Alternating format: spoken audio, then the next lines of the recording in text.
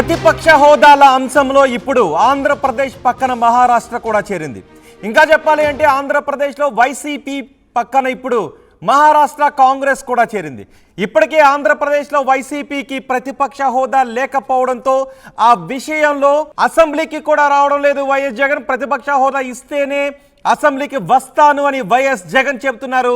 అసెంబ్లీకి కూడా రావట్లేదు. నిజానికి రాష్ట్రాల సీట్లలో 10% గెలిస్తేనే ప్రతిపక్షం 10% గెలిస్తేనే ఆ పార్టీకి ప్రధాన ప్రతిపక్ష హోదా వస్తుంది. అలా గెలవకపోతే ఆ ప్రతిపక్ష పార్టీకి ప్రధాన ప్రతిపక్ష హోదా ఉండే అవకాశం లేదు.